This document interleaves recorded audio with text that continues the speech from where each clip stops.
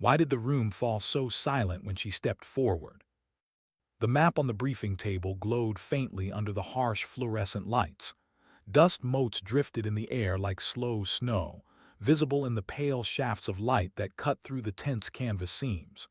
She stood there, 5'3", shoulders squared but heart hammering, feeling every set of eyes weigh and dismiss her. A cough broke the quiet. Someone shifted a chair. "She's too small," a voice muttered near the back, half hidden beneath the hum of the generator. "Can't even reach the Barrett without a stool." Low chuckles followed, bitter and quiet, the kind meant to sting without leaving evidence. She didn't flinch, not outwardly. Inside, though, her pulse thudded against her throat and she tasted the iron tang of doubt. It wasn't the first time she'd heard that phrase, too small, too soft, not cut for this. She set her hand on the map. A road snaked toward a border town, just another dot in a war most people had already forgotten. But for her, that place wasn't just coordinates. It was the last place her brother's voice had echoed through a radio before the static swallowed him. They didn't know that, not yet.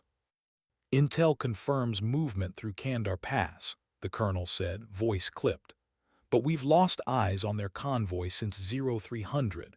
We need someone on high ground North Ridge. Weather's closing in fast." A taller sniper, Wyatt, muscles like coiled rope, smirked. "Send me, sir. I'll bring back proof." Her lips parted, a breath catching. She spoke before she could measure the risk. "Sir, North Ridge is narrow, too exposed for a heavy loadout. If they're using thermals, you'll light up like a bonfire." Heads turned. The colonel's gaze slid to her. He didn't dismiss her outright, but his eyes lingered on her slight frame, her too large helmet. "And your recommendation, specialist?" "Chun," she said, voice steady though her chest felt tight. "Staff Sergeant Chun. I can move light, carry the suppress .308. I won't be seen." A pause. Wyatt laughed under his breath. Someone whispered, "She'll freeze up." But the colonel's expression didn't shift. He studied her for a long moment, long enough for the wind outside to rattle the tent flaps and for a drop of rain to patter against the metal mug beside the map. Then he nodded once. "Gear up, wheels up in 20. She turned before they could see the small tremor of relief cross her lips. Outside, the rain had thickened, tapping on the landing skids of the waiting Black Hawk. The air smelled of wet earth and diesel. She tugged her gloves tighter, feeling the fabric strain against her knuckles. The weight of the rifle across her chest was both a comfort and a burden, her father's words echoing. A weapon is only as steady as the hands that carry it. She climbed aboard. The crew chief, a broad-shouldered sergeant with eyes like worn leather, gave her a brief, unreadable look. Then the rotors thundered to life, a rising roar that swallowed doubt for a heartbeat. Through the open side door the base shrank, a patchwork of lights against the dark hills. Clouds pressed low, swallowing stars. She breathed in, out-counted 1, 2, 3. The Black Hawk shuddered through turbulence. Rain streaked the windows, catching flashes of distant lightning. Beside her, Wyatt muttered to the machine gunner, not even trying to lower his voice. "We'll be picking her up halfway up the ridge after she bails." She pretended not to hear. The flight stretched long and tense, punctuated by the whine of the turbines and the occasional bark of radio chatter. When the helicopter banked hard over a jagged ridgeline, her stomach lurched. Below, the valley was a patchwork of black rock and skeletal trees, slick with rain. The crew chief tapped her shoulder. 2 minutes. She nodded. Her fingers brushed the small charm in her chest pocket, a chipped metal dog tag, not hers, her brother. The edges had been worn smooth from years of being turned over and over between her fingers. She thought of his laugh, his terrible jokes, the way he'd promised, "I'll always be ahead of you on the trail." Now he was a ghost she couldn't catch. The Black Hawk flared, its skids kissing the ridge just long enough for her to leap. Wind tore at her jacket, rain stung her cheeks like needles. She crouched, steadying her rifle. The helicopter lifted, rotors whipping the storm into a frenzy. In seconds it was gone, just darkness, rain, and the faint smell of jet fuel fatting into the night. She adjusted her night vision goggles. The world shifted to shades of green. The ridge stretched ahead, narrow and treacherous. Below, the valley disappeared into mist. Every sound was amplified, the drip of rain on her hood, the crunch of wet gravel under her boots, the distant rumble of thunder. Halfway up the ridge, she paused, a flicker of movement far off, barely there. She raised the rifle, peered through the scope. Nothing, just shadows and storm. But something prickled at the base of her neck. She crouched low, sliding behind a boulder slick with rain. Her breath fogged the inside of her goggles. Was it the convoy, scouts, or something else? Minutes crawled by. Lightning flashed, briefly illuminating the valley below. And for a heartbeat she saw them, faint heat signatures moving in the darkness, winding toward Kandar Pass. Her radio crackled, Wyatt's voice, "Chun, you got eyes." She hesitated. She could call it in now, but something felt wrong. The formation was too tight, too clean, decoy. "Negative," she said softly, "just checking angles." She waited until the radio went quiet again. Then she tracked the heat signatures a little longer. Wind whipped harder, carrying with it a distant, rhythmic thud, rotor blades. Not theirs, enemy bird, or... Another flash of lightning, and a second convoy appeared farther west, hidden by the ridge until now. That's the real one. The first group was bait. She exhaled slowly, a tremor of awe and dread in her chest. They'd set a trap, for them, for the men in the valley who trusted the intel. She whispered into the radio, "Command, be advised, 2 convoys. The one in the open is bait. Real targets West Ridge. They're flanking." Static, then the colonel's voice sharp, "Say again." She repeated it, crisp and certain. Silence followed, then a clipped response, "Copy, hold position." She lowered the radio. Rain traced cold lines down her neck. And then a voice she didn't recognize crackled on a frequency she wasn't tuned to. A male voice. Smooth, calm, "Too small, aren't you?" Her blood ran cold. No one was supposed to be on this channel. She scanned the ridge, rifle sweeping. Lightning flared again, but nothing moved. Only the storm, only the whisper of rain on rock. "Who is this?" she hissed. The radio hissed back, then silence. The hairs on her arms stood on end. Somewhere in the darkness, someone was watching her. Someone who knew her presence, her size, her doubt. She swallowed hard, tucked herself tighter against the rock, and steadied her breathing. She would not call for backup. Not yet. Her brother's voice echoed in her memory, "Stay small, stay smart. They can't hit what they can't see." She tightened her grip on the rifle, eyes scanning every shadow. The storm raged on, relentless and wild, but inside her chest a different storm gathered. Fear, anger, and a fragile thread of determination. She might be small, but she was not invisible, and destiny had already written her as larger than life. The wind howled through the ridge like a warning. Somewhere out there, an unseen enemy smiled. The night stretched on, heavy with secrets, and the first spark of a confrontation neither side fully understood flickered to life beneath the thunder. She took a slow, deliberate breath, pressing the dog tag against her palm until the metal bit her skin. She wasn't backing down, not here, not tonight. Because this ridge, this storm, this mission, it wasn't just another op. It was the first step toward the truth she'd been chasing since the day her brother's voice went silent. And whoever had just spoken her fear aloud had no idea what kind of fire they'd lit. What was that sound? Too faint for thunder, too deliberate for wind. She pressed her cheek to the rifle stock, scanning the ridgeline. The storm blurred distance, turning trees into ghosts and rocks into crouched silhouettes. Her pulse throbbed in her ears.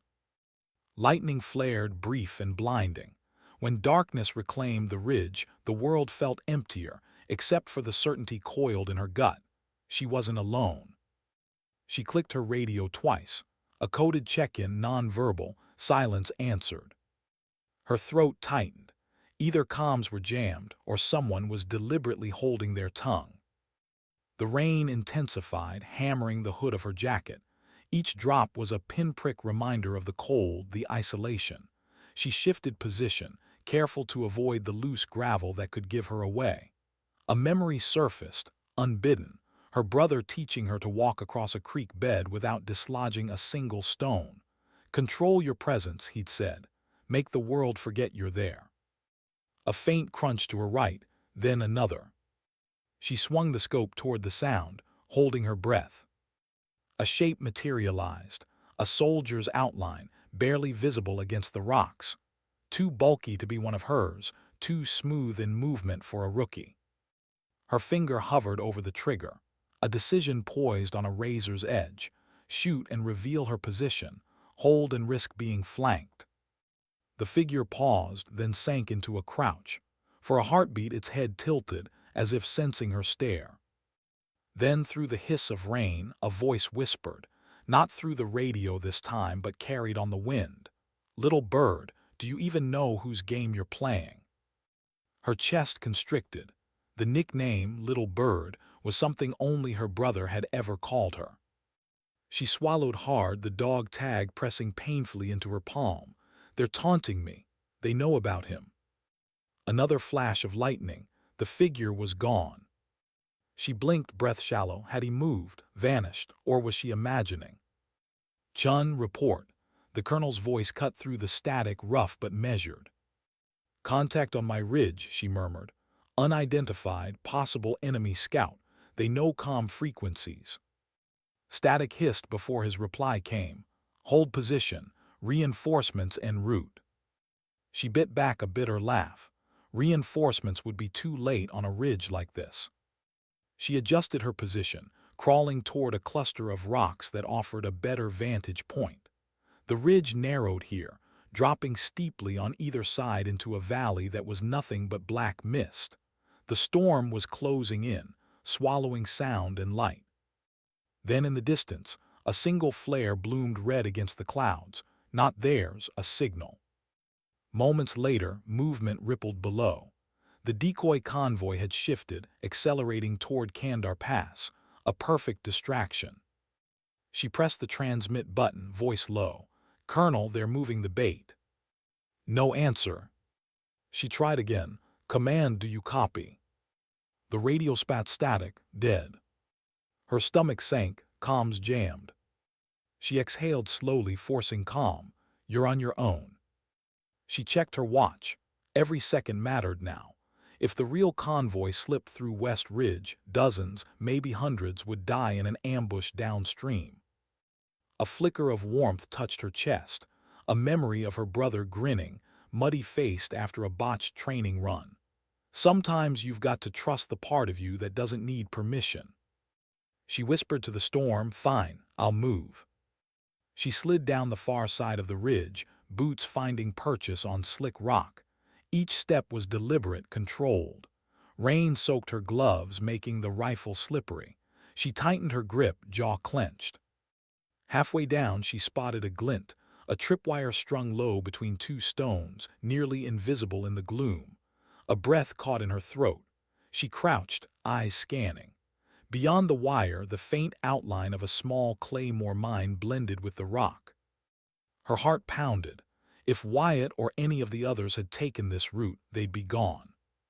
She skirted the trap, mind racing. This wasn't a random ambush. Someone had studied their routes, their patterns. Someone inside their circle was feeding information. At the valley floor, the ground turned to sucking mud. Her boots squelched, each step a small betrayal of sound. The wind carried fragments of noise, distant engines, low voices speaking a language she only half understood. She crouched behind a boulder, peering through her scope. Through the curtain of rain, she saw them, the real convoy. Armored trucks crawling like beetles across the far ridge. Guards on foot, disciplined, precise. Not the ragtag insurgents their briefings had promised. Her chest tightened. This wasn't just another smuggling run. This was organized, professional. She steadied her breathing, adjusting for wind. Through the scope, she found the lead truck's driver. She could take him out, create chaos, but chaos could also bury the truth. Movement to her left, she froze. A silhouette emerged, close now, closer than she'd expected. The same figure from the ridge. He moved with a predator's grace, silent despite the mud. His face was shadowed by a hood, but his stance radiated confidence. He spoke without raising his voice, as if they were two acquaintances meeting on neutral ground. "You shouldn't be here." She didn't answer. "You think you're hunting us," he said, "but you're the bait." Her hands tightened on the rifle. He tilted his head, rain dripping from his hood. "Your brother understood. Too bad you didn't listen." The words hit like a gut punch. She forced her voice steady. "You don't know him." A soft, almost regretful laugh. "I knew him better than you think." Lightning split the sky, illuminating his face for a heartbeat, sharp features, a scar along his jaw. Familiar, too familiar. But the thunder swallowed the recognition before she could grasp it fully. He stepped back, melting into the storm. Her breath came fast now, her heartbeat a drumbeat of confusion and fury.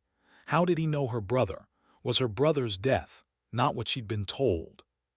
She swallowed hard, blinking rain from her lashes. She had no time to process the blow. The convoy was moving faster, the ambush window shrinking. She scrambled up a small incline, found a vantage point, and keyed her radio again out of habit, even though she knew it was futile. "Command, I'm engaging." She lined up the shot, wind correction humming in her head like an old prayer. The first trigger squeeze was smooth. The suppressed crack was swallowed by the storm. The lead truck lurched, tires skidding in mud. Shouts erupted below. Guards scattered, their tight formation unraveling in an instant. She fired again, and again, controlled, precise, not wasting a single bullet. Below, panic spread through the convoy. A few guards broke off, scanning the ridges for her position. Searchlights flared, slicing through the rain like white blades. She shifted, crawling to a new position before they could triangulate. Her hands shook, not from fear, but from the sudden, raw realization that tonight wasn't about a convoy at all. It was about a secret her brother had died for. A flare arced upward, illuminating the valley in a hellish red glow. For a moment, everything was painted in bloodlight: the trucks, the trees, the rain-slick rocks.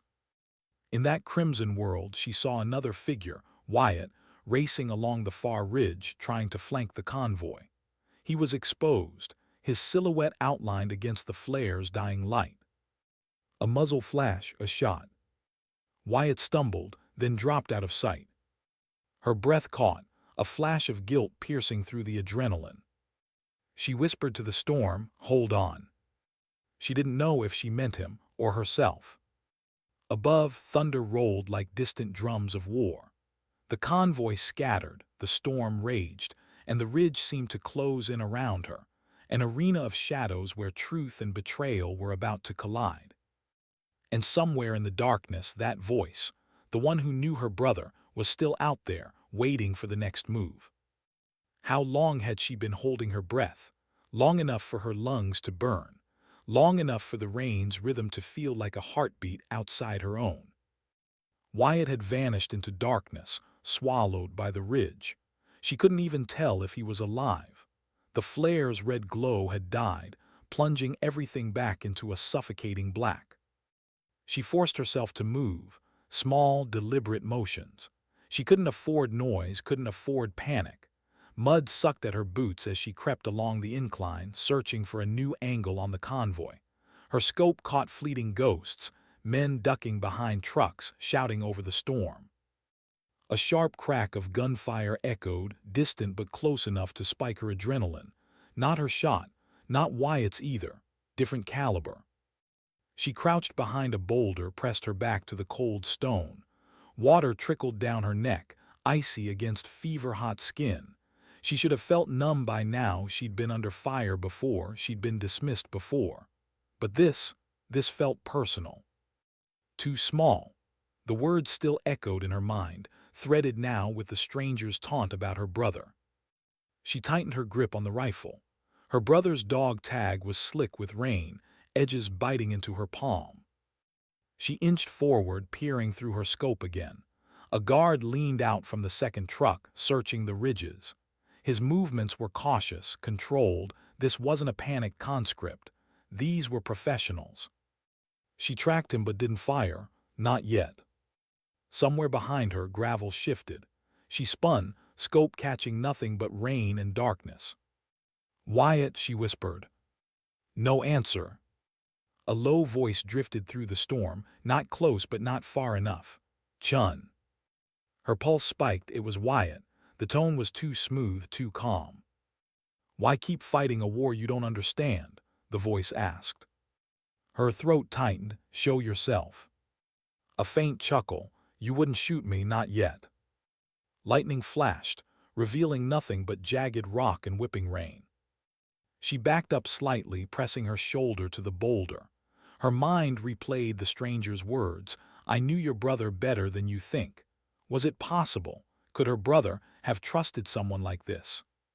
She shoved the thought down. She couldn't afford the distraction. Not now. Another crack of gunfire from below. A scream. She dropped to a prone position, aimed at the convoy again. Through the scope, she caught movement. One of the trucks revering, trying to retreat down the muddy road. She squeezed the trigger. The suppressed shot was a whisper swallowed by thunder. A tire exploded, the truck fishtailing violently. The rest of the convoy stalled. Shouts rose above the storm. Then another sound, a deep rhythmic thumping from the west. Helicopter blades, not friendly, too fast, too aggressive. Her gut clenched. Whoever was orchestrating this wasn't content with a simple ambush. She clicked her radio, still dead.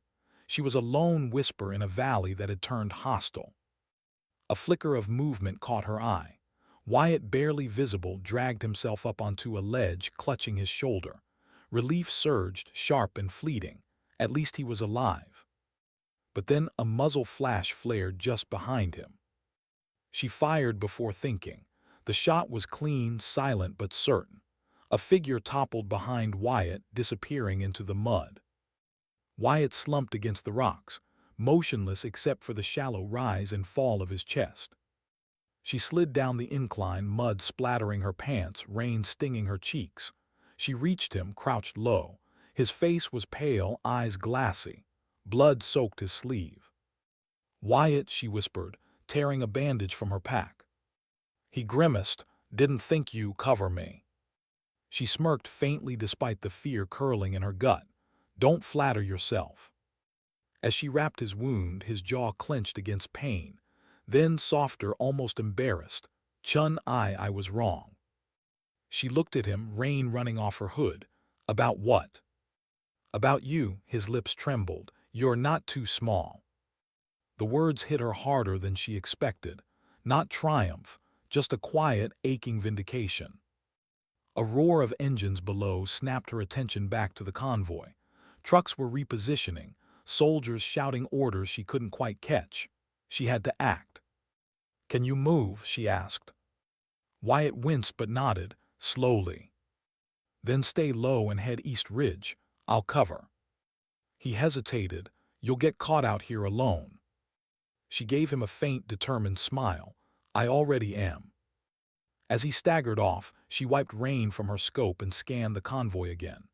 The enemy helicopter was closer now, searchlight cutting through the storm.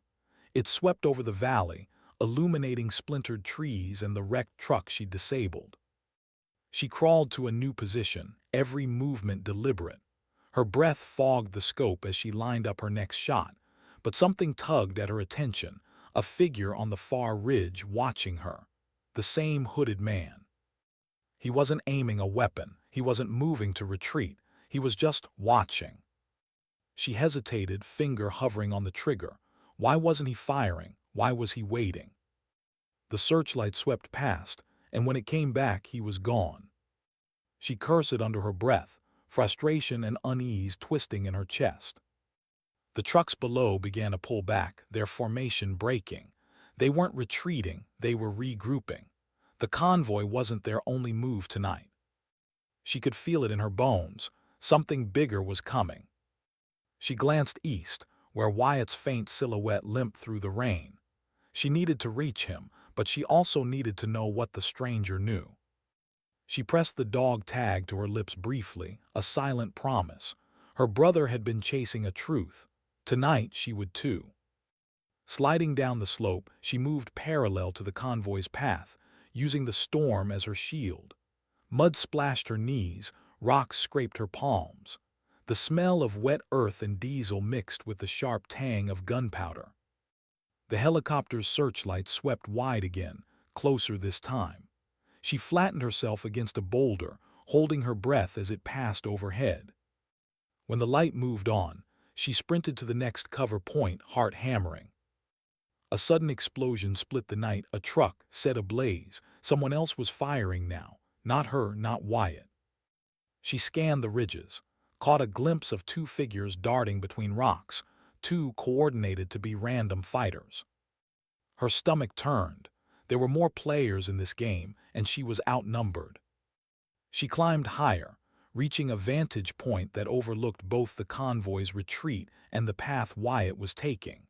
From here, the battlefield stretched below her like a broken map, trucks scattered like overturned beetles, searchlights probing the storm, flames licking the edges of the night. The hooded man's voice returned, echoing in her memory, "You're the bait." She whispered to herself, "Then let's see who bites." She steadied her rifle, rain slicking her gloves, breath steady now. Beneath the storm's fury and the valley's chaos, a single thread of clarity wound through her mind. Her brother hadn't died for nothing. Whatever secret had stolen him from her was still alive out here, moving pieces she couldn't yet see. But she would see, even if it killed her. The wind howled through the ridge, carrying distant screams and the whir of rotors. Somewhere below, someone fired a flare, bathing the valley in a ghostly blue light. And in that moment, in that strange, cold glow, she felt it. Not fear, not anger, but resolve. A quiet, unshakable resolve that even the storm couldn't drown. She might be small, but tonight size had nothing to do with destiny. She slid down the rocks, silent as shadow, and vanished into the storm, chasing a truth that was starting to look bigger than any mission she'd ever been given. What was that flicker on the horizon? Lightning or something worse? She crouched low beneath a jagged outcrop, rain drumming on her hood like a relentless drummer's hands. Her rifle lay across her knees, its cold metal a steady weight in a world that was quickly losing its footing. The valley below was a chaos of retreating trucks and fractured lines of men, searchlights swinging wildly as orders were shouted and ignored. Her breath steamed in the chill. Somewhere to the east, Wyatt was limping toward the extraction point. She hoped he'd make it, but doubt gnawed at her edges. She checked her watch. 10 minutes since she'd fired her last shot. 10 minutes in which the convoy had dissolved and reassembled like water spilling around stones. Too long. Something was wrong. A sudden sharp pop cracked through the storm. Not thunder, not a rifle shot. A signal charge.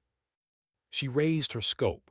Through the rain-streaked lens she caught a glimpse, a distant ridge, a brief flare of light, green this time, not red. A coded marker. And then, like ghosts rising from the earth, 3 new trucks appeared, crawling out of a ravine she hadn't seen on any map. Her stomach dropped. The earlier convoy, the bait, had been nothing but a stage play. This was the real operation, spine slipping past under cover of chaos. She reached for her radio, forgetting it was dead. Frustration welled up hot in her chest. She whispered to no one, "You're not slipping away." She began her descent, boots sliding on slick rock. Mud sprayed up her shins, cold and abrasive. Every step was deliberate. Every slip was a gamble against gravity. At the valley floor, the storm softened just enough for her to hear the distant grind of engines. She followed, staying parallel to the trucks, using the terrain for cover. The air was heavy with wet earth and diesel, the kind of smell that would stick in her memory long after the battle's echoes faded. She rounded a bend and froze. A lone soldier stood beneath a twisted tree, rifle slung loosely, gaze fixed on the storm above. He wasn't part of her team, wrong uniform, wrong stance. But there was something off. His shoulders sagged in a way that didn't scream hostility, more like resignation. She crept closer, silent as the rain. When she was within 20 feet, he spoke without turning. "You're following the wrong trucks." She stiffened, rifle raised. "Turn around slowly." He obeyed, hands lifted slightly. His face was young, too young, barely out of his teens, with mud smeared across his cheeks like war paint. Fear flickered behind his eyes, but so did something else: regret. "They're not what you think," he said. She kept her voice steady. "Explain." He swallowed hard. "I can't, not here. They'll kill me before you understand." Her heart hammered. Another layer of the mystery and another risk. Who's feeding them intel? He glanced toward the distant ridge. "Not all of your officers are who they seem." A cold chill slid down her spine. Betrayal. It had always been a whisper in the back of her mind, but hearing it aloud made it real. Before she could press further, a shout rang out from the darkness. Two figures emerged from the storm, rifles raised. The young soldier's eyes widened in panic. Without thinking, she fired a clean, silent shot. One of the figures crumpled. The other fired wildly, bullets sparking off rocks. The young soldier dove behind the tree, shouting, "Go, they'll flank you." But she didn't move. She returned fire, methodical and precise, until the second figure dropped. Silence returned, broken only by the storm's low growl. She turned back, but the young soldier was gone, vanished into the rain like he'd been a ghost. She swore under her breath. Too many shadows, too many half-truths. The trucks were farther now, their engines a distant hum. She scrambled up a slope to regain sightline, boots slipping, hands scraped raw by stone.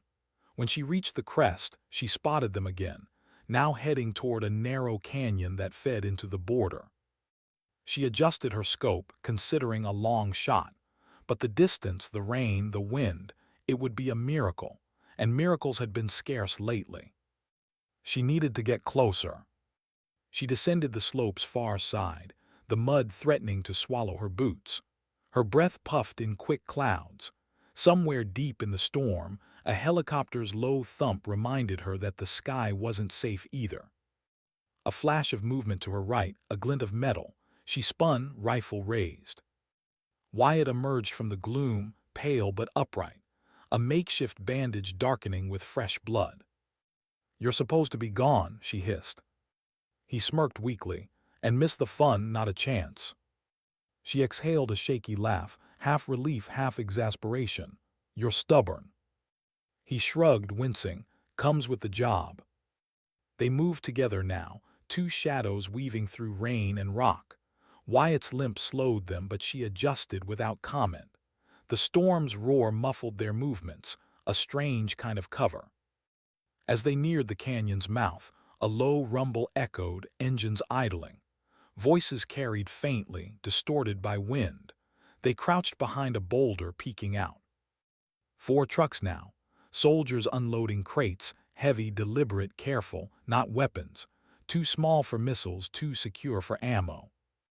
Wyatt squinted. "What the hell are those?" She shook her head. "Doesn't match any op brief." A voice drifted over the wind, familiar, sharp. The hooded man. He was giving orders in a language she didn't understand, but his tone was calm, commanding. She felt her stomach twist. He wasn't just part of the convoy, he was leading it. Wyatt looked at her. "You know him." Her lips pressed into a thin line. "I think so." Wyatt's brow furrowed. "Think." She didn't answer. She couldn't, not yet. The hooded man gestured toward the crates. Soldiers hoisted them into a narrow crevice in the canyon wall, too deliberate to be simple smuggling. Whatever was inside mattered enough to risk an entire fake convoy as cover. She glanced at Wyatt. "We need proof." He nodded grimly. "We won't get close without backup." "We don't have backup," she said softly. Lightning flared. throwing the canyon into stark relief. For a heartbeat, she saw the hooded man glance up, directly at her hiding place. Her breath caught. Then the thunder roared and the truck's engines revved. They were moving again. She and Wyatt retreated, crouching low as the convoy rumbled past their position. Mud splashed, headlights sweeping dangerously close. When the last truck disappeared into the storm, silence returned, a heavy, expectant silence. Wyatt sank against a rock, wincing. "We can't follow on foot, not like this." She stared after the fatting taillights, jaw tight. "Then we find another way." He watched her for a moment, his expression softening. "Chun, why does this feel personal?" She hesitated, the dog tag cold against her chest. "Because it is." He didn't press. The storm filled the space between them with its endless whisper. Somewhere out there, the hooded man was moving further from their grasp. Somewhere, the truth her brother had died chasing was slipping through her fingers. She tightened her gloves, rose, and extended a hand to Wyatt. "Come on, destiny's not done with us yet." The rain eased slightly, a fragile reprieve. But the night still felt heavier than it should, as if the mountains themselves were holding their breath. She led the way eastward, her silhouette small against the storm.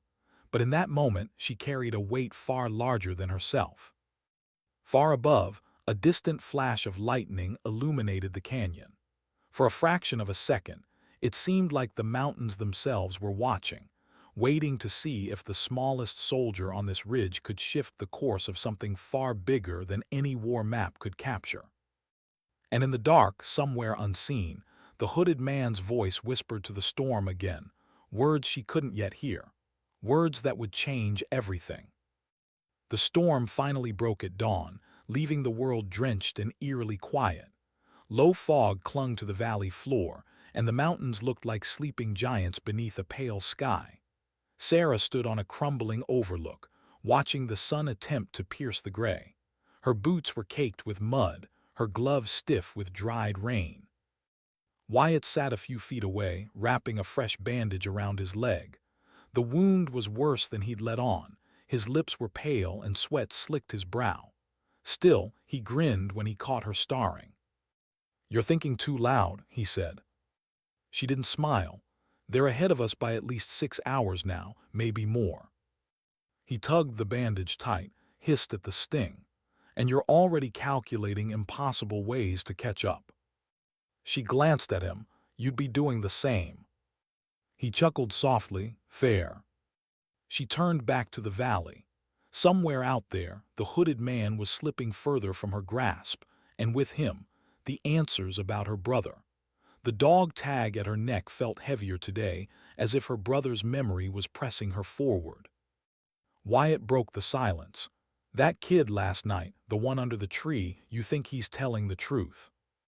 She nodded slowly. "His fear wasn't fake. And what he said about our officers," she trailed off, the thought unfinished but heavy in the air. Wyatt frowned. "If we've got a leak in command, then we can't trust anyone." She looked at him, eyes hard. "We never could, not really."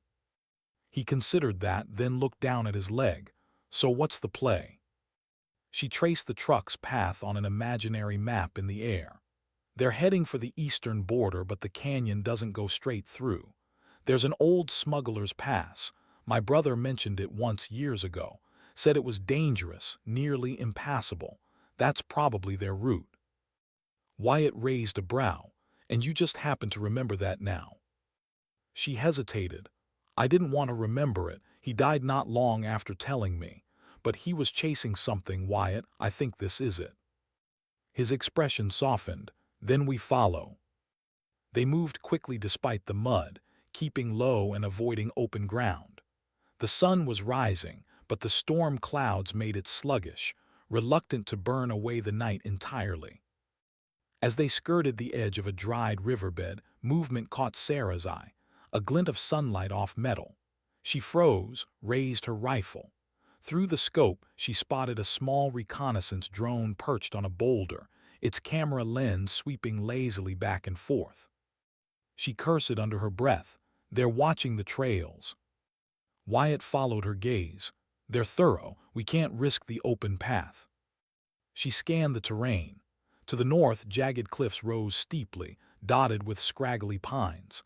A narrow goat track wound upward, treacherous but hidden. She gestured, up there. Wyatt groaned, but he followed. The climb was brutal. Loose stones, sudden drops, the constant threat of rockfall. Wyatt's limp slowed them, but Sarah adjusted her pace, never letting him feel like dead weight. Halfway up, a distant crack echoed across the cliffs. Not thunder, rifle fire. A round smacked into the rocks just feet from her boots. Pebbles skittered down the slope. "Sniper," Wyatt hissed, dropping flat. Sarah scanned the opposite ridge. A faint muzzle flash betrayed the shooter's position. She exhaled slowly, steadied her rifle against a rock, and returned fire. The shot rang out, sharp and clean. The muzzle flash vanished. For a moment, only the wind spoke. Wyatt let out a shaky laugh. "You really don't miss, do you?" She didn't answer. She couldn't shake the feeling that the sniper hadn't been trying to kill them, only to slow them down. They reached the top hours later, battered but alive. From there, the smugglers' pass yawned before them, a narrow corridor between sheer cliffs, littered with broken stone and half-buried ruins of old trade posts. It felt ancient, haunted. Sarah crouched beside a toppled pillar, tracing her gloved fingers over faded carvings. "People have been crossing here for centuries," she murmured. "Every war leaves ghosts behind." Wyatt watched her quietly. "You ever think about quitting?" She laughed bitterly. "Every day. And then I remember my brother's face the day he left on his last mission."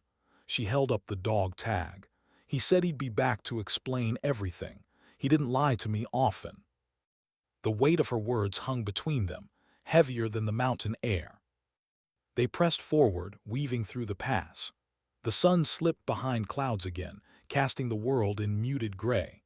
Around a bend, they stumbled on signs of recent activity, fresh tire tracks in the mud, boot prints leading toward a collapsed archway. Sarah knelt, studying the impressions. "They're close, hours maybe." Wyatt looked uneasy. "Then they'll have scouts posted." She nodded. "We need to be invisible." They moved like shadows now, every step deliberate. The pass narrowed further, forcing them into single file. Sarah's senses were stretched taut, every sound, every flicker of movement a potential threat. Then she saw it, a strip of cloth caught on a jagged rock fluttering in the breeze. Not military issue. Civilian, faded blue, frayed at the edges. She reached out, fingers brushing the fabric. Wyatt's voice was low. "What is it?" She stared at it, her stomach twisting. "My brother wore a scarf like this." Wyatt's breath caught. "You're sure?" She nodded slowly. The realization settled in like a stone sinking in water. Her brother had been here, maybe recently. They followed the trail deeper into the pass, the air growing colder, the cliffs closing in like walls. Sarah felt the world narrowing, funneling her toward something inevitable. At a sharp bend, they came upon a makeshift camp, abandoned in a hurry. A few burned-out fires, scattered rations, and a single photograph pinned beneath a rock. She picked it up with trembling hands. It was old, water-stained, but the image was clear enough. Her brother, younger, smiling, standing beside the hooded man. Wyatt's voice was a whisper. "Oh, God." Sarah's knees felt weak. She stared at the photograph, the edges cutting into her gloves. Memories collided, her brother's laughter the day he'd vanished, the hooded man's gaze across the canyon. Wyatt steadied her with a hand on her shoulder. "What does this mean?" She swallowed hard, her voice barely a breath. "It means he trusted the wrong man." Above them, a distant rumble echoed through the cliffs, trucks, moving again. The sound dragged her back to the present. She folded the photograph carefully, slipping it into her vest. The time for grief wasn't now. She rose, eyes sharp again, and turned toward the sound. "We keep going." Wyatt nodded, though his face was pale. "We're running out of chances." They pushed forward, deeper into the mountains. two small figures against the immensity of stone and sky. Behind them, the storm clouds gathered again, as if the mountains themselves weren't done testing their resolve. And somewhere ahead, the hooded man waited, carrying the secrets her brother had died chasing, and the power to either shatter or save everything she thought she knew about loyalty, war, and truth. The pass narrowed until it felt like the earth itself was closing around them. Stone walls rose so high they cut the sky into a thin strip of pale light. Every sound, boots scraping, gear shifting, echoed, amplified. It was the kind of place where whispers could betray you and a single mistake could become your last. Wyatt limped a few paces behind her, his breath shallow from the climb. She kept her rifle low but ready, eyes flicking between shadows and sky. Somewhere ahead, she could still hear the faint growl of truck engines, bouncing between the canyon walls like a taunt. Then silence. The engines had stopped. She froze, raising a hand for Wyatt to halt. The quiet was too sudden, too deliberate. Wyatt caught up, leaning on the rock face. Why they stop? Sarah didn't answer. She scanned the cliff edges. A small cascade of pebbles tumbled from a ledge far above. Not wind, not weather, someone was up there. She whispered, "They're setting something up." They slid behind a boulder as a figure appeared on the ridge, a scout, silhouetted against the dim light. He raised a hand, signaling to someone unseen. Wyatt's voice was a breath. Ambush. Sarah's pulse hammered. She could try to take the scout out, but a single shot would echo for miles. And maybe that was what they wanted, to flush her out, make her reveal herself. She leaned closer to Wyatt. "We go low, stick to the wall, slow." They moved like shadows, pressing against the canyon side, stepping where the ground was soft enough not to crunch. Every second stretched. Her mind replayed the photograph of her brother and the hooded man, two men smiling, their friendship a silent betrayal. A metallic click sliced through the quiet. She looked down. A tripwire glinted faintly beneath the dust. She froze. "Don't move." Wyatt stopped mid-step, muscles locked. She crouched carefully, following the wire with her eyes until she spotted the buried charge, an old, improvised explosive cleverly hidden. Sweat trickled down her neck.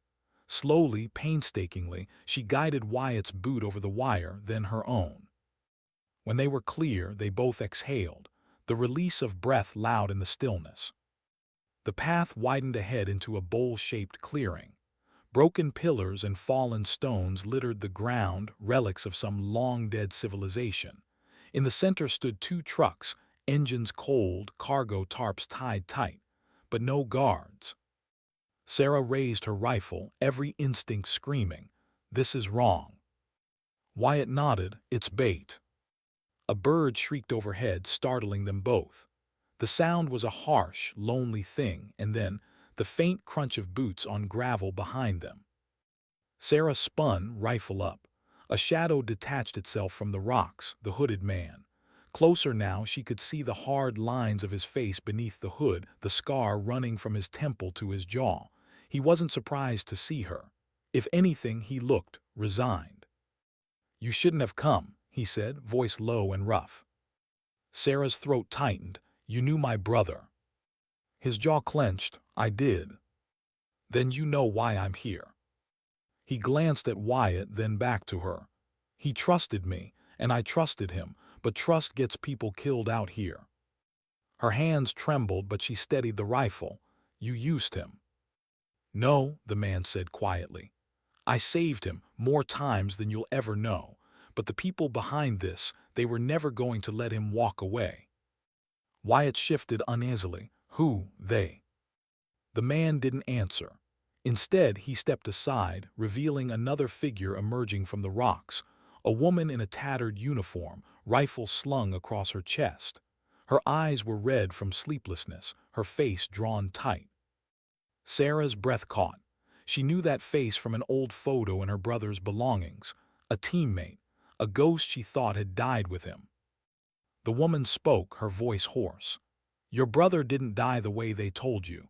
He found proof, documents, coordinates, everything. They silenced him because he was going to expose it. Sarah's grip on the rifle faltered. The edges of the world felt unsteady. The hooded man added, "Those trucks aren't carrying weapons, they're carrying evidence. Enough to ruin men who have been untouchable for years." Wyatt cursed under his breath. That's why they're guarding it so hard. Sarah's mind spun. Memories of briefings, commanders' dismissive glances, missions that didn't make sense. It was all connected. The woman stepped closer. "Help us get this out, or his death means nothing." A sharp whistle cut through the air. Echoes bounced between the cliffs. The hooded man's head snapped up. "They found us." Suddenly, voices shouted from the ridge. Figures appeared, silhouettes of armed soldiers, their rifles glinting in the light. Trapped. Sarah's heart pounded. The trucks, the evidence, her brother's memory, it was all here and slipping away. Wyatt's voice was steady, but his eyes were hard. "We can't outrun them." Sarah scanned the clearing. The cliffs loomed on all sides except for a narrow gap on the far end, half blocked by fallen stones. A slim chance. She turned to the hooded man. "Drive." He blinked. "What?" "Drive the trucks through that gap, now." He hesitated, then nodded sharply. He sprinted to the nearest vehicle. The woman followed, climbing into the second truck. Engines roared to life, shattering the canyon's silence. Bullets sparked off stone as the enemy opened fire from the ridge. Sarah and Wyatt returned fire, their shots measured and precise. Dust and fragments rained down, the air thick with the sharp smell of cordite. The trucks lurched forward, bouncing over debris. One clipped a boulder, scraping metal but holding steady. Sarah shouted over the gunfire, "Go." Wyatt covered her, his shots echoing like thunder. She darted after the trucks, boots slipping on loose gravel. The gap loomed ahead, narrower than she'd hoped. The first truck squeezed through, tires screaming on the stone. The second scraped its side, tearing metal but broke free. Sarah and Wyatt dove after them, sliding through just as a grenade exploded behind them, the blast lighting the canyon with a brief, violent sunrise. On the other side, the truck slowed. The hooded man leaned out, shouting, "We have a head start, but not much." Sarah's lungs burned, her heart still hammering. She glanced back at the pass, a swirling cloud of dust and smoke now hiding their pursuers. For a fleeting moment, she thought she heard her brother's voice in the echoes, a memory, a promise. She tightened her grip on the rifle and climbed into the back of the second truck. Wyatt hauled himself in beside her. The wind whipped past as the convoy raced down a twisting mountain trail. Below them, the valley stretched wide and unforgiving. Sarah whispered, almost to herself, "This isn't just about revenge anymore." Wyatt heard her over the engine's roar. "Then what is it?" She stared ahead at the narrow road cutting through the vast wilderness. "It's about truth, even if it destroys everything." Behind them, the pass burned in the distance, smoke curling into the sky like a signal to gods who had long stopped listening. And ahead, the next battle waited, unseen but inevitable.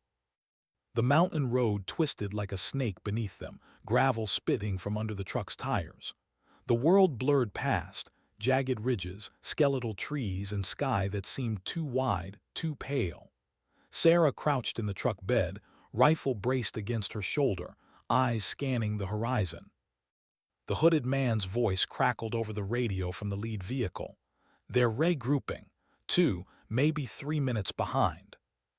Wyatt tightened his grip on the side rail, jaw clenched. His wound had reopened during the sprint, and blood was seeping through the fresh bandage, but he didn't complain. Sarah's gaze flicked to the tarp covering the truck's cargo. The evidence, hard drives, files, coded notebooks, everything her brother had died for, rattled with every bump. If they lost it now, his sacrifice would dissolve into dust.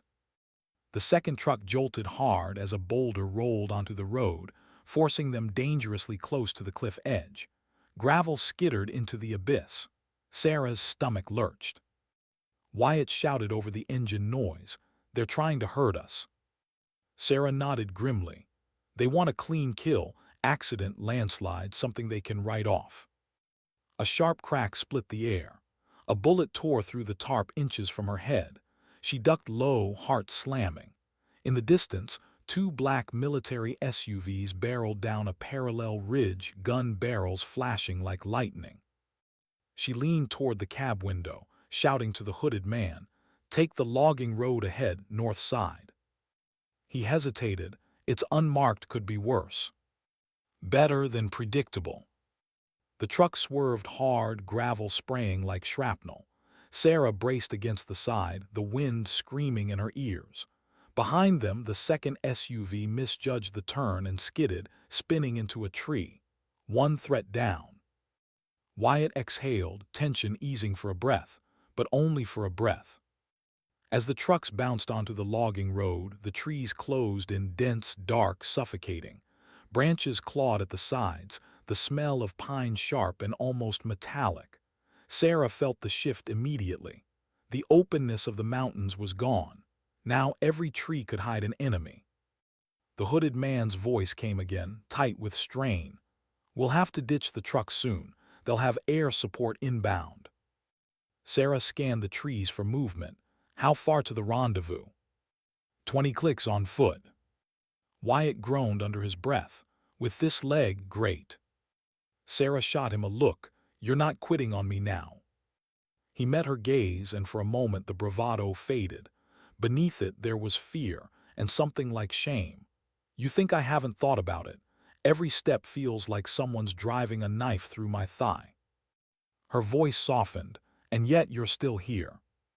The forest thinned, opening into a clearing where a half-collapsed cabin leaned against a dead tree.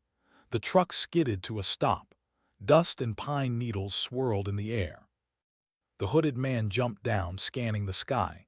"We leave the vehicles, split the load, move fast." Sarah grabbed one of the sealed containers from the tarp and slung it over her shoulder.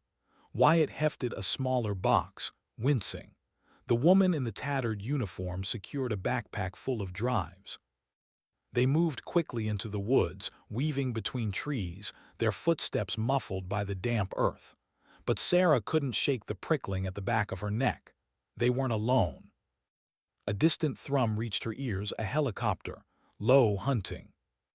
They picked up the pace, lungs burning, branches whipping their faces. The sound of rotor blades grew louder, the forest echoing with its mechanical heartbeat. Suddenly, a shout behind them. Armed men spilled from the trees, rifles raised. Muzzle flashes sparked. Sarah dropped to a knee, returning fire. Wyatt ducked behind a fallen log, his shots deliberate but slowing, his energy draining. The hooded man and the woman flanked left, trying to draw fire away. Bullets shredded bark. Splinters flew like angry hornets. Sarah's chest heaved. She caught sight of the helicopter through the trees, its searchlight slicing the darkness. Wyatt called out, voice raw, "We can't hold them." She scanned the terrain, desperate. To their right, a ravine split the forest floor, deep but crossable if they jumped. It was risky. One slip and they'd vanish into the rocks below. She shouted, "Ravine, go." The woman went first, sprinting and leaping across. The hooded man followed, landing hard but steady. Wyatt hobbled forward, pushing through pain, and jumped, barely clearing the edge. Sarah was last. Bullets tore the ground around her as she sprinted. She jumped, the air catching in her throat. For a heartbeat she was weightless, suspended between life and the abyss. Then impact. Her boots slammed the opposite edge, slipping on moss. Wyatt lunged, grabbing her arm, yanking her to safety. They collapsed behind a boulder, gasping. The helicopter's searchlight swept past but didn't find them. For now. The hooded man glanced at her. "We can't outrun them forever. We need another way." Sarah wiped sweat from her brow. "Then we stop running." They moved again, cutting through denser woods until they reached a ridgeline overlooking a narrow valley. Below, a small village clung to the riverbank, quiet, almost idyllic. Smoke curled from a few chimneys. Wyatt frowned. We can't drag them into this. Sarah's jaw tightened. We won't, but we can use the terrain. As they descended toward the village outskirts, memories pressed in, her brother laughing beside a fire, telling stories of missions that had no official record. He had always believed in doing what was right, even when it cost him everything. A child's laughter drifted from the village. For a moment, Sarah froze, the sound cutting through the chaos. It reminded her of home, of a world untouched by betrayals and ambushes. The sound hurt more than any bullet. They skirted the edge of the village, hiding their weapons, slipping behind a weathered barn. Sarah laid out the map, tracing routes with a trembling finger. The woman spoke quietly. If we go west, we can lose them in the river canyons, but it's a gamble. Wyatt shook his head. East is open ground, they'll pick us off. The hooded man met Sarah's eyes. We could make a stand, here, buy enough time to upload the files. Sarah hesitated. The thought of civilians caught in the crossfire twisted her gut. No, too many innocents. Wyatt whispered almost to himself, then what's left? Sarah looked up, her eyes catching the faint glimmer of the river. A diversion. Before they could ask, she slung her rifle over her shoulder and rose. Get to the river. If I'm not back, keep moving. The hooded man grabbed her arm. Don't. She pulled free. Destiny didn't make me larger than life, remember. It made me stubborn. She sprinted back toward the tree line, her boots silent on the damp earth. Behind her, the others slipped toward the river. She crouched behind a fallen tree, waiting. The helicopter's searchlight swept closer, and the voices of the pursuing soldiers echoed through the forest. Her heart pounded, not with fear, but with a quiet, fierce resolve. She fired a single shot into the air. The sound cracked like thunder, drawing the searchlight away from the river. Shouts erupted. Boots thundered in her direction. She moved, fast but careful, weaving through the trees, leaving false trails. Every step bought her team another heartbeat of freedom. And yet deep inside, a quiet dread whispered, even the strongest resolve can't outpace fate forever. She glanced at the dog tag at her neck, felt its cold weight and whispered, I'm not done yet. The last shot had already been fired, but the silence that followed, it wasn't peace. It was the kind of silence that carries weight, the kind that makes you realize what's been lost and what you've become. Smoke curled over the shattered ridge where her small team had held the line. A single spent casing lay on the rock beside her knee, catching the late sun like a tiny golden memory. Alina's breathing was uneven. The desert wind scraped across the stone, pulling at her torn sleeve and lifting a few strands of her hair. Behind her, Corporal Jace knelt beside Ortega's flag-draped body. He wasn't crying, not really, but his shoulders trembled like a man whose world had cracked in quiet places. Further down the slope, the evac chopper finally came into view, a distant thump-thump against the wide horizon. She could have stood then, could have walked away, but her boots stayed planted, because there was something she hadn't let herself face, not until the gunfire was done. Destiny. The word felt too big for her, too dramatic. And yet, hadn't it felt written somehow? From the day they mocked her, called her too small, to this scorched battlefield where her decisions had saved lives and ended others. She had carried more than her own weight today, more than anyone had believed she could. Jace approached, his face streaked with dirt and sweat. "Bird's 2 minutes out," he said quietly. His voice cracked and he didn't hide it. He looked at her rifle, the same one they'd said would crush her shoulder, and then at her face. He didn't suffer. Alina nodded, but the words didn't feel enough. She crouched beside Ortega's flag and rested a hand against the fabric, feeling the shape of the man beneath. The weight of sacrifice was heavier than the pack on her back. When the chopper landed, dust swirled around them like a ghost of the fight. The crew chief waved urgently, but Alina turned for one last look at the ridge. Sunlight glared off the rocks, ordinary, indifferent. She thought of her father's hands teaching her to steady a rifle, of the old letter in her pocket he'd written before his last deployment. Courage isn't loud, kid. It's the quiet choice to stand when standing hurts. Inside the chopper, the noise was deafening, but to her, it felt distant. She stared through the open door as the ground fell away. Below, the battlefield shrank until the ridge was just a scratch across the earth. She couldn't tell where the blood had soaked into the sand or where the laughter of her doubters had disappeared. It all looked the same from up here, small, fragile. Jace tapped her shoulder, holding out Ortega's dog tags. "He'd want you to have these," he said. She hesitated, then curled them into her fist. The metal was still warm, like a heartbeat that refused to fade.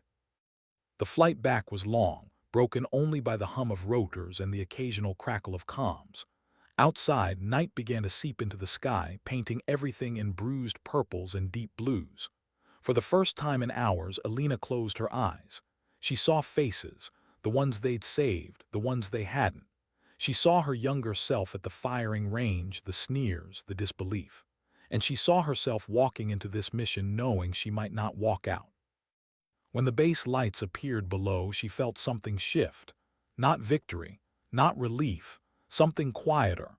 The knowledge that she had stood when standing hurt, that she had been the steady heartbeat when chaos threatened to swallow everything. Later, after the reports were filed and the weapons cleaned, she stepped outside alone. The desert was cold now, the kind of cold that creeps past your armor. She pulled Ortega's tags from her pocket and let them dangle, catching the starlight. A few soldiers passed, nodding to her with a respect that hadn't been there before. She didn't gloat, didn't speak, because dignity doesn't need an audience.